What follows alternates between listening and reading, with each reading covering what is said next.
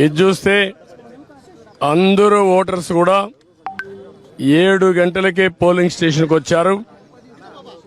తమ ఓటు ఒక పవిత్రమైన భావంతో ఓటేయాలనే ఉద్దేశంతో వచ్చారు. చాలా ఎన్నికలు చూశాను కానీ ఈరోజు చూసింది మాత్రం చాలా ప్రత్యేకంగా కనపడుస్తుంది. ఓట్ అనేది ప్రజాస్వామ్యంలో ఒక వజ్రాయుధం.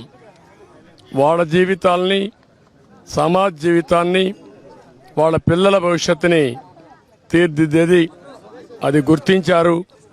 చాలా పెద్ద ఎత్తున వచ్చారు. రాష్ట్రం అంతా కూడా ఒకటే కోరుతున్నా, ఓటు మీ హక్కు, ఓటు మీ జీవితాలను మారుస్తుంది. అదే మరి మీ భవిష్యత్తును మారుస్తుంది. మీ పిల్లలే కాకుండా మీ భావితరాల పిల్లలకు కూడా పునాదులు ఇస్తుంది. దయచేసి బాధ్యతగా ప్రతి ఒక్కరూ రావాలి, ఓటు వేసుకోవాలి, ఓటు వేయాలి.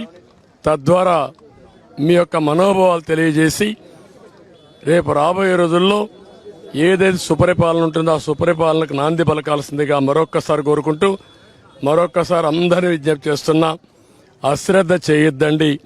ప్రతి ఒక్క వ్యక్తి యొక్క బాధ్యత. ఎక్కడో అమెరికా నుంచి, హైదరాబాద్ నుంచి, లేకుంటే బాంబే నుంచి, వివిధ నగరాల నుంచి, బెంగళూరు నుంచి, చెన్నై నుంచి, అనేక నగరాల నుంచి వాళ్లే డబ్బులు ఖర్చు పెట్టుకుని అభ్యర్థులు తెలియకపోయినా ఒక పార్టీ విధానాలతో వాళ్ళు ముందుకు వచ్చే పరిస్థితికి వచ్చారు.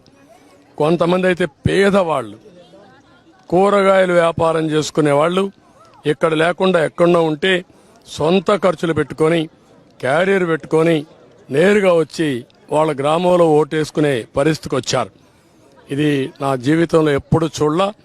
ఇది నిజమైన ప్రజాస్వామ్యం, ప్రజాస్వామ్య స్ఫూర్తికి ఇది నిదర్శనం.